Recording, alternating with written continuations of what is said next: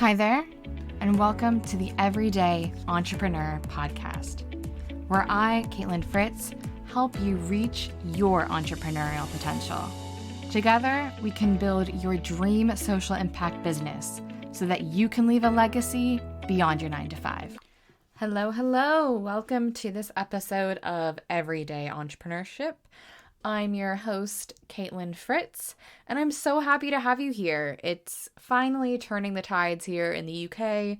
We're seeing some glimmers of sunshine and spring, maybe even early summer. And if you're new here, welcome. I'm thrilled to have you. Here we talk about everything you need to know about building, growing, and scaling an impact-led business. I've supported hundreds of founders worldwide to build from the very early stage to scale with funding and all their businesses. So we share with you the tried and true lessons, tips, and practical advice here on Everyday Entrepreneurship. And today I'm really excited because this was actually a question that was dropped in my messages, and I thought would be really practical because I've heard this time and time again. What happens when someone is not pulling their weight in your core business team? Ooh, so that's what we're going to talk about. So I'm just going to paraphrase a little bit about what was sent in, the question, and then we're going to jump into my about 5 tips on what to do if you have this unequal team relationship or dynamic in your business. So, to paraphrase, dear Caitlin, together we are a team of ambitious postgraduate founders building a tech application. There's a few of us who have been working on the project since we were in school when it was a group project. Now that we are out in the quote-unquote real world, it feels like our business has turned into a group project, meaning that there's an individual who's not pulling their weight, meeting their deadlines, or giving the same passion and sacrifice that the rest of us are. What should I do? Thank you. We can call this group project conundrum writer. There's a few things. So first off, I love when business ideas happen in really safe spaces such as universities, but whenever these ideas and projects turn into the real world and real companies, I do feel like there are growing pains when it comes to the founding team. It's natural. People get attracted to other priorities. People might have other full-time jobs. There might be levels of interest and passion that vary across the team. So what you told me, this, though it might feel really, harrowing in your myopic world, is actually way more common than you think. So here would be my 5 recommendations if I was talking to you and your team. So first off, you didn't tell me how many people were in your team. You said a few. So I'm going to say there's about 3 of you in my head. So maybe 2 people are more committed, making those sacrifices, putting those hours in at night. Maybe someone has even committed full time to working on this. And there's 1 individual who is kind of the problem or the one who is not pulling their weight. So the first tip I would have would be to communicate and manage expectations. So oftentimes when we are building a business for, say, a school project or a competition, we're in this kind of Candyland safe space. When you're actually implementing and executing, it's a lot harder and a lot more time and effort.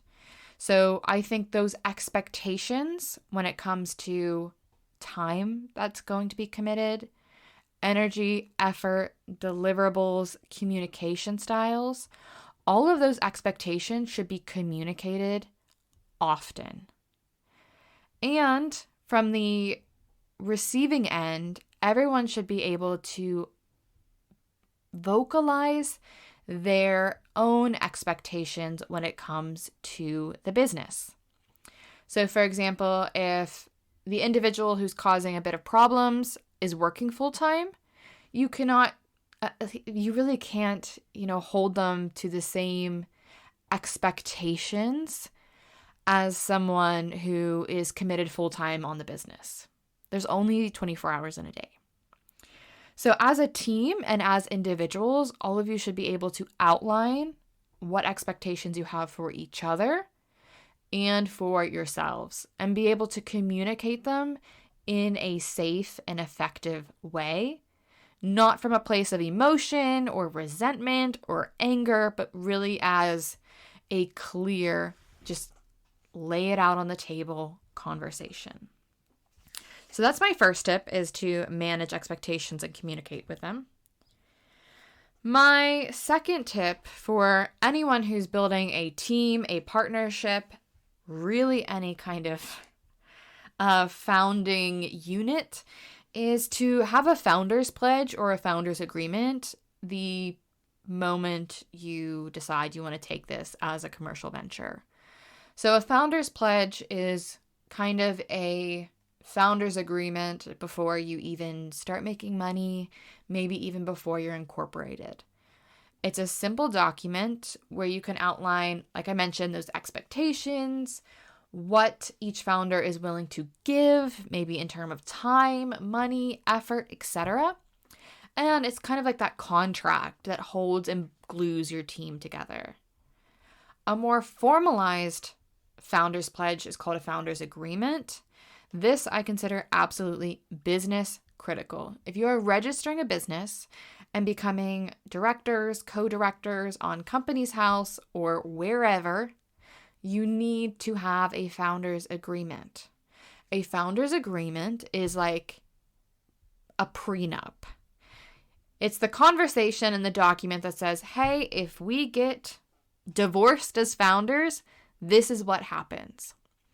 And I recommend you have this conversation the moment you incorporate. Plan for the worst, hope for the best.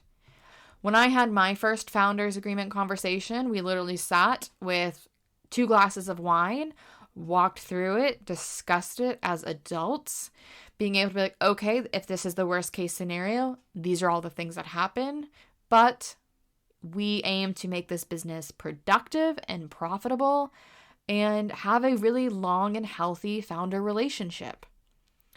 Oftentimes, these founder agreements get swept under the rug and, oh, we're so busy in building the business, the product, registering, trademarks, blah, blah, blah. I'm telling you, if you do not have a founder's agreement and you have co-founders, to do that today. So that is my second tip, is to come up with a founder's pledge or founder's agreement, because when you do get in these situations, when the individual is not pulling their weight, you're able to refer back to that contract, that pledge, or that legal agreement to be like, hey, on this agreement, these were kind of the core milestones for you as an individual and the core deliverables. You're not delivering.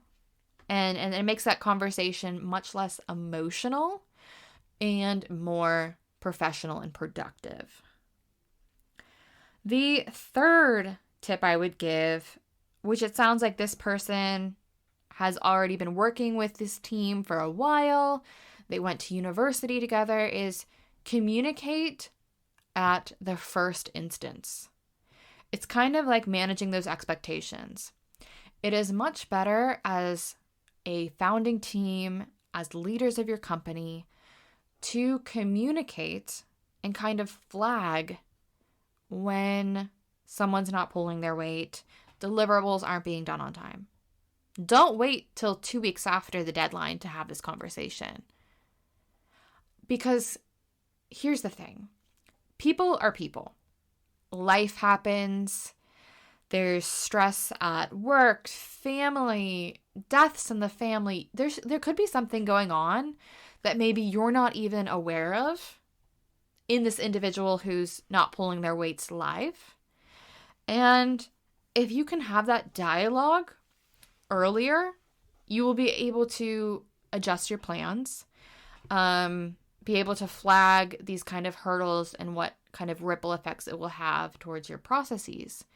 But also, it will make a much, I would say, safer place from a psychological safety point of view, that you can have open conversations when things are hard, when people are overwhelmed, when people are stressed, because well-being should be a core tenet within your leadership team.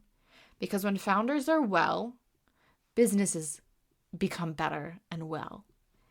So communicate at first instance and make it more of a conversation than a slap on the wrist. Now, my tip number 4 is, say this has been happening for weeks on end. You've had the conversations. Maybe you've had a conversation around managing expectations, and this person is still not delivering. Then I think there needs to be a plan, kind of an improvement plan, a plan moving forward, something that you can put on paper to be like, hey, these deliverables are due on X, Y, and Z dates. This is our plan moving forward. We've incorporated maybe some new processes, or hey, we got you this task management app, if that will help take some things off your workload. And if these can't be delivered, then we need to talk about maybe the future of your role in the company, or maybe something along the lines of, hey, like, we need someone who's more committed to be in the founding team. It would be great to have you as a contractor or as a supporter of our business. By having that plan, you're able to say, these are the things we need. Are you able to commit to them? And then if they are not able to commit to them, that leads to my tip number 5, to the writer, which is honestly the hardest thing. Know when to let go. If there's an individual who's consistently not pulling their weight, not managing their time, their expectations, not following to plan, as a team, which it sounds like you have, say, another co-founder or a third co-founder, you need to know when there's someone not productive in your business. And that means letting them go. This is why I always say, when you hire your friends, you should be able to fire your friends. So if you're not able to fire your friends, I don't recommend starting a business with them. Because there's a saying in startup world, hire slow, fire fast. And the point is, when there is this sort of individual, whether it is a founder, a team member, whatever, and they bring negative productivity, negative energy, incomplete deadlines, they're really dragging your progress down. It's kind of like, a virus you don't want to spread throughout the company. You do not want that kind of ethos, work effort, energy to be spread across other founders or other team members. And also, as a startup, you need to work on the efficiencies of time. So if it's going to take you, if this person is causing you weeks on weeks delays, that means it's not only hurting your morale, but also the business. And I think having that conversation of winding that person down or creating an off-ramp for that individual is important, because you need to know when to cut the cord if someone is not serving you. Those are my 5 tips if I was dealt the same hands as you, to the individual who wrote me in. And I love hearing these kind of conversations or really topical trends that are happening in your business or in your startups.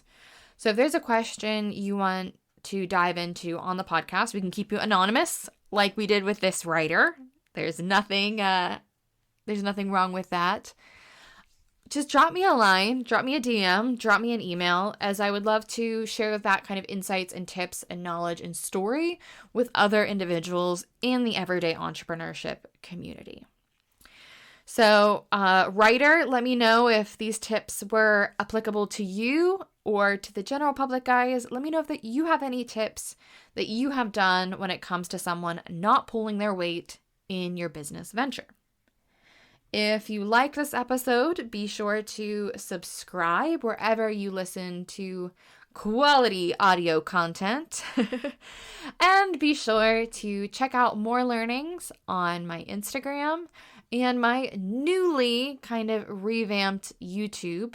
So if you like hearing me, you'll be seeing from me soon. Thanks again for listening. And until next time, this is Everyday Entrepreneurship. Thank you for joining me for this episode of Everyday Entrepreneurship. To stay tuned and most up to date, subscribe wherever you listen to podcasts. You can follow me, Caitlin Fritz, on Instagram. And if you have any questions about building your business with impact, drop me an email with the link in the show notes.